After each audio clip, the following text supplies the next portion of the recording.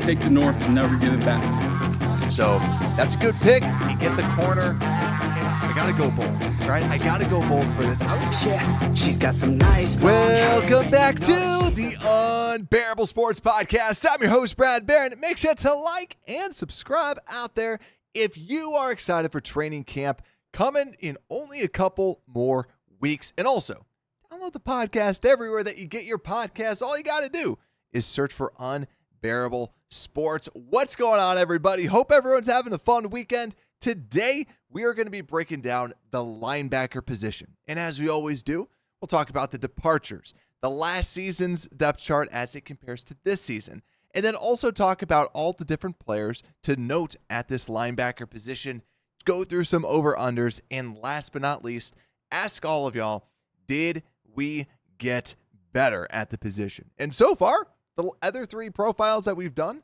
we've gotten better, and it really hasn't been close. So we'll see if the linebacker position will be the same this time around. But also, down in the description, we have our roster profiles out. So make sure to download that. It's a free PDF, and it's all the different images that you see that everyone's out on YouTube watching. All the different items that you see, I have those all downloaded inside of the PDF, so you can learn a little bit more about every player that's out there. And for those listening, you can see kind of what I talk on with some of this. So it's got a bunch of different interesting stats. So make sure to download that.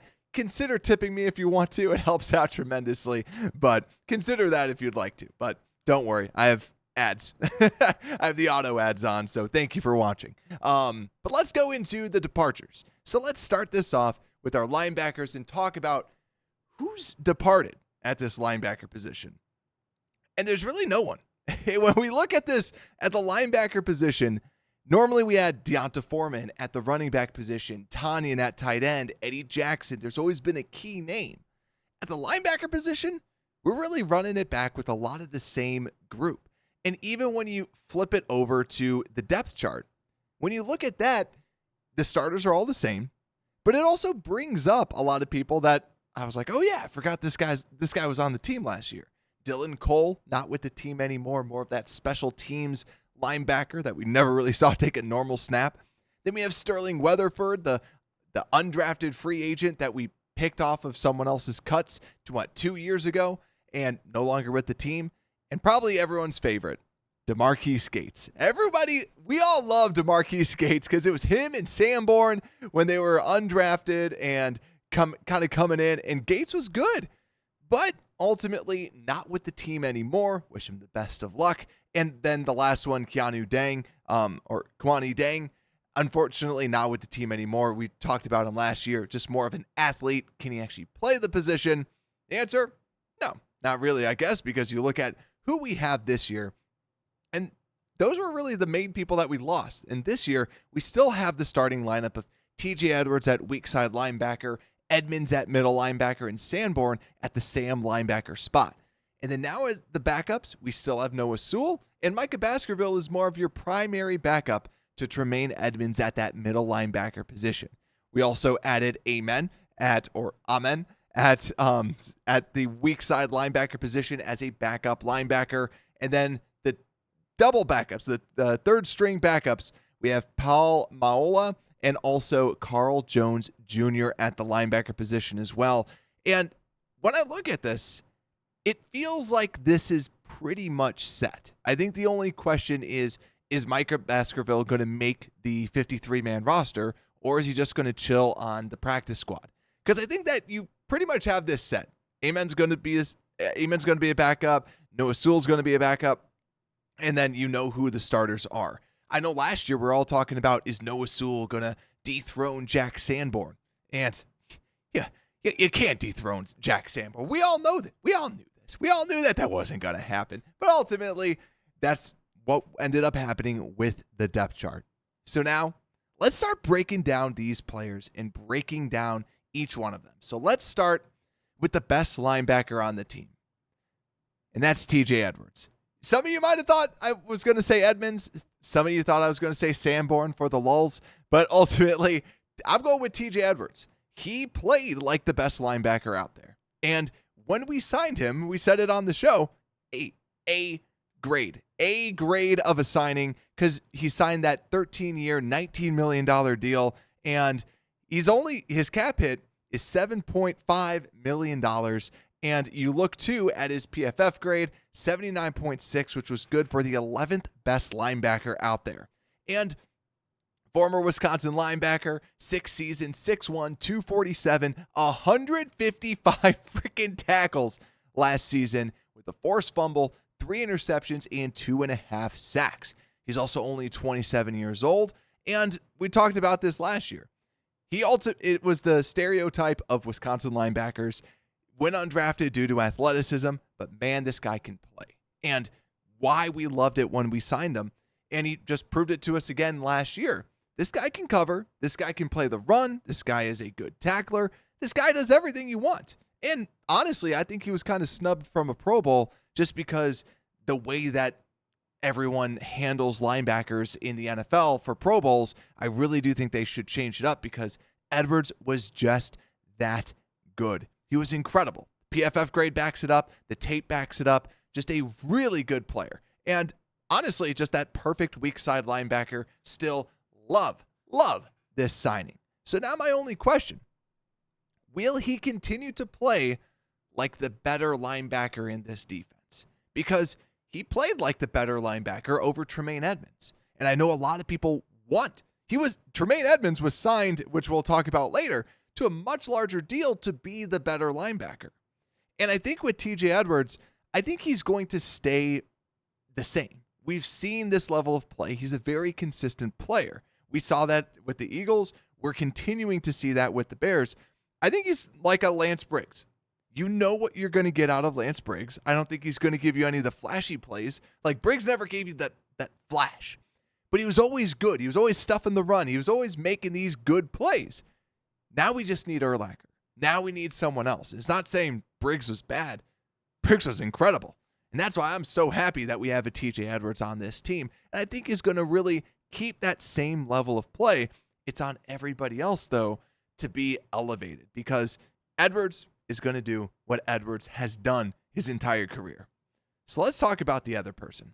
The other person that we need to see step up, Tremaine Edmunds, linebacker out of Virginia Tech, going into his 7th year. He's only 26 years old. I remember when he was coming out, when everyone was comparing him and Roquan, everyone's like, well, Tremaine Edmunds is only 19 years old.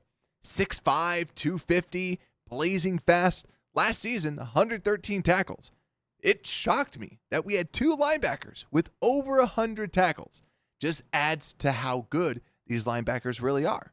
1 forced fumble, 4 interceptions, very good there. PFF grade of 56.6, which was 70th, not great. And signed that deal last season, 4 years, $72 million, $18 million a year deal. But also this year has a cap hit of $22 million, which I think is a really good move by Ryan Poles. He's pushing the cap higher this year. And then now, after this season, Tremaine Edmunds' cap goes much farther down. I think it's a brilliant move by Poles. Not enough people are talking about it. You're paying him $22 million for cap hit when you don't really need it. And then next season, you're going to free up even more. Just masterclass by Ryan Poles. But now, the only thing that's not a masterclass is you gave all this money to a linebacker that I honestly felt didn't play that great. And you might look at the 4 interceptions, 100-plus tackles, and from a stats perspective, it's good. But just on tape, I thought he was out of position in the running game and in some of coverage, just was kind of inconsistent in coverage. And the PFF grade reflects what I saw on tape as well. But he's so good. He's so talented. And now the big question is, with Eric Washington, he was the coach with Tremaine Edmunds out in Buffalo. Now with Eric Washington coming over, are we going to see that one season of Tremaine Edmunds come back up? And another season in this defense, are we going to see more of what we were hoping to get out of Tremaine Edmunds? And will he live up to the contract? Because don't get me wrong, I don't think he was terrible, right? I'm not here to tell you that Tremaine Edmunds is awful. I'm ready to tell you that, hey, he's getting paid $18 million a year, and we just talked about another linebacker that's getting paid a third that played significantly better, I thought, than Tremaine Edmunds. And seriously, if you can get Tremaine Edmunds looking good, And with Edwards, this team is going to look good. So Edmonds, I really hope that with Washington coming in, that he can take that next step. I am skeptical just because just the stat side of me. He's had one phenomenal season at Buffalo. It's very difficult to kind of go back to that. So I hope he proves me wrong and he's like, hey, yo, that one season, that's who I am every season. That's who I am moving forward. I just had to get used to here in Chicago. So that's Tremaine Edmunds. And let's talk about the last starter. And that's Jack Sanborn, linebacker out of Wisconsin. One of our favorites on the show. I own his jersey. Third season, 6'2", 234, 24 years old. A cap hit of only $987,000. 65 tackles last season. 1 interception, 1 sack, 67.3, which was 39th PFF grade.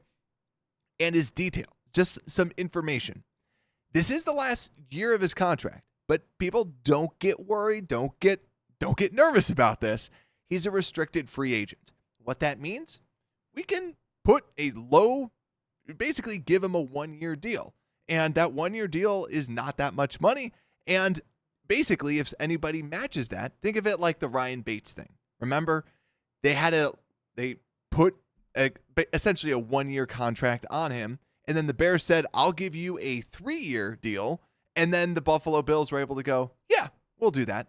So really with him being a restricted free agent, you can fully expect him to come back this year unless something crazy were to happen. I really am confident that he's going to be back because being a restricted free agent, it's not like being a normal unrestricted free agent. So I hope that makes sense. But also last season, started 2 games and racked up 18 tackles in those 2 starts, and also will continue to start at the Sam linebacker. Really nothing's out there saying that Noah Sewell might take that starting job. We were really kind of talking about that last season because it was an open competition, but Sandborn is Sandborn. He's just a good, solid player. He's the Wisconsin linebacker mold, right? Where, yet again, not the greatest athlete, but ultimately just a sound player. But the thing that I did have an issue with, he missed a lot more tackles than I think a lot of us knew. And especially being that Sam linebacker, you do need to wrap up. You do need to make the tackle. Sandborn had a missed tackle rate of 14.9%. That's not good. You might want to be a little bit lower than 10%. So 14.9 is on kind of that bad end. And also, I kind of want to ask the question, is Sandborn actually going to get more opportunity outside of the Sam linebacker position? Because, yeah, he's not 6'5", 250, but he does play very well. And if you're not paying him a lot, you're paying him under $1 million compared to the other linebacker that you have with $22 million. It's kind of that feeling of, well, what are you going to use Sandborn for? What can you use him for? Because he's played well. He's played like a solid linebacker. So that's something that just is kind of on my mind, especially with him going into his final year of his deal and then most likely going to be back on another 1-year deal with the Chicago Bears. So something to think about. But also the tackles were an issue kind of coming out of college because he has shorter arms. So that might also be kind of catching up to him as well in the NFL. And now let's talk about the last little preview that I want before we talk about and go on to the next section of overs and unders. Let's talk about Noah Sewell. Because Noah Sewell, Oregon linebacker, second season, 6'2", 253. This guy is big. This guy is strong. We talked about it when we got him, that Noah Sewell was going to be a first-round draft pick the year before, but ultimately didn't have that great of a season the following season, and ultimately fell to the Bears late in day 3.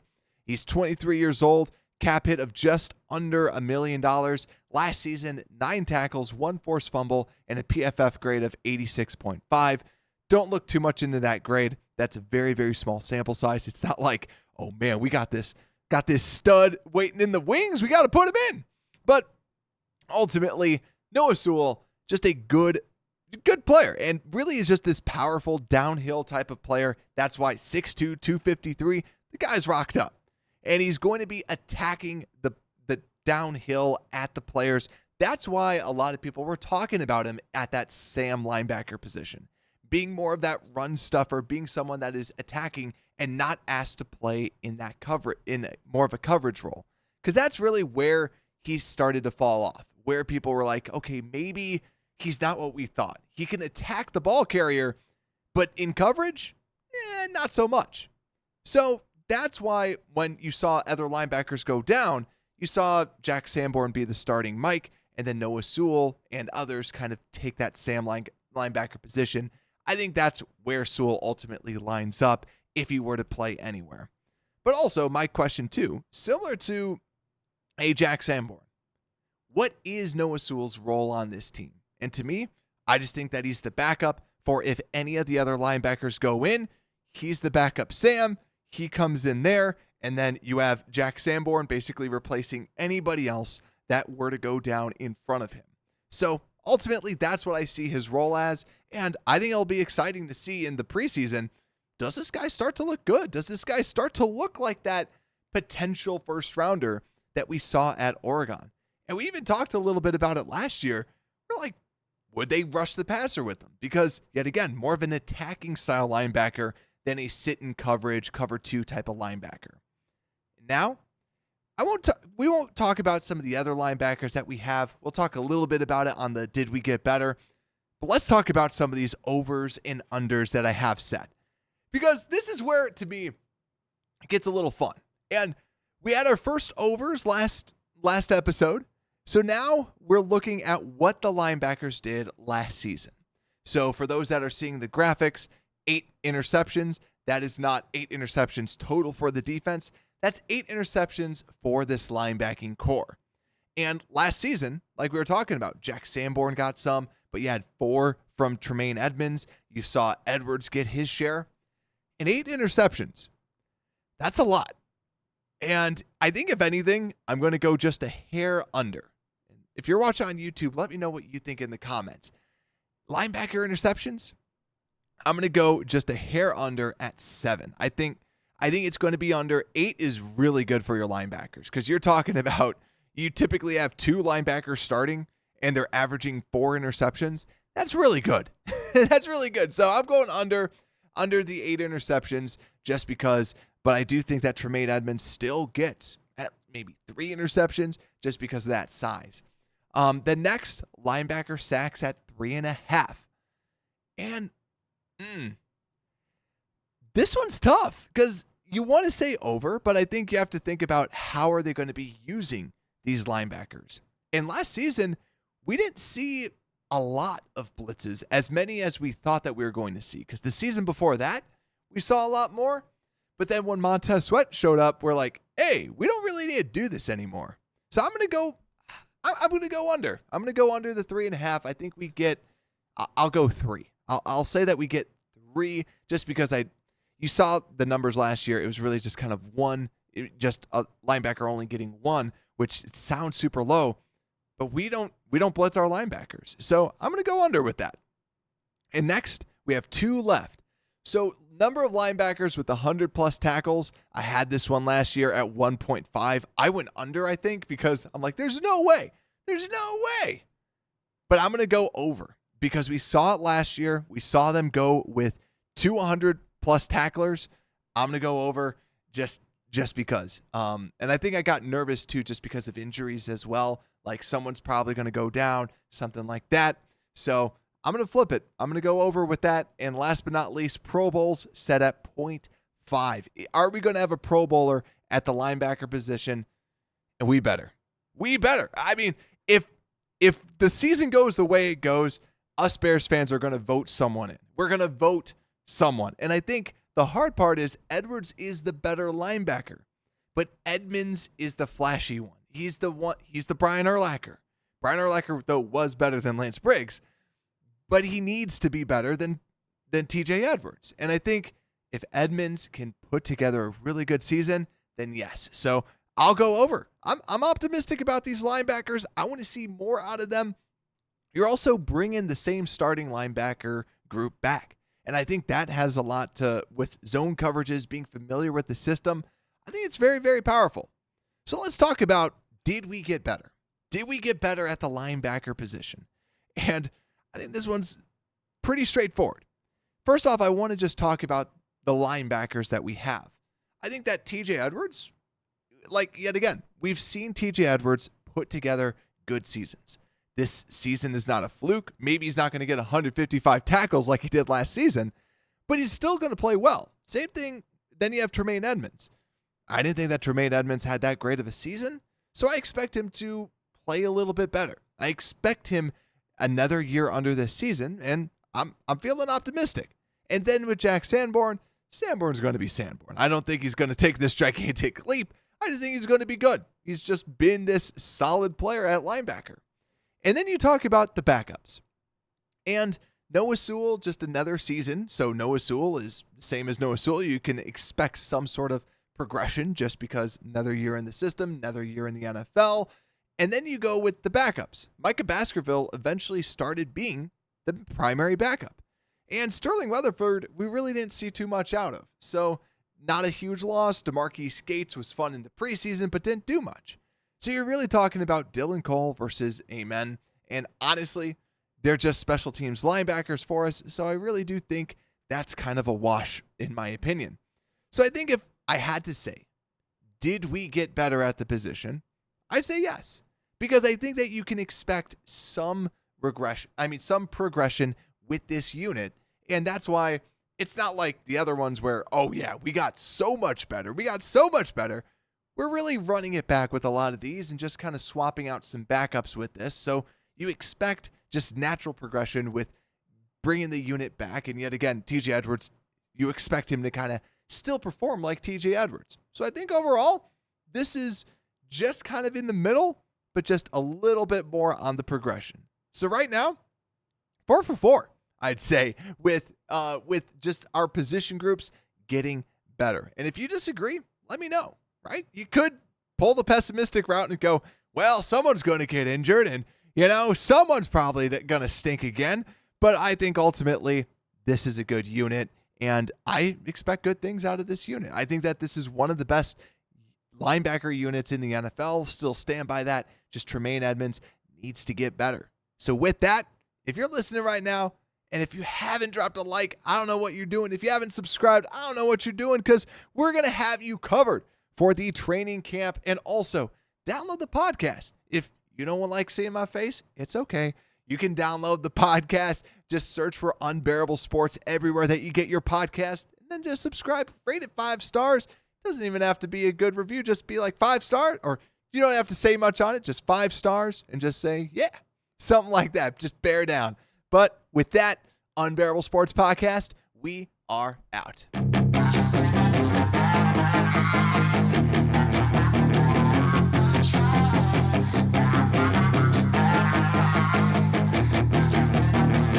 Yeah, she's got some nice long hair and you know that she's a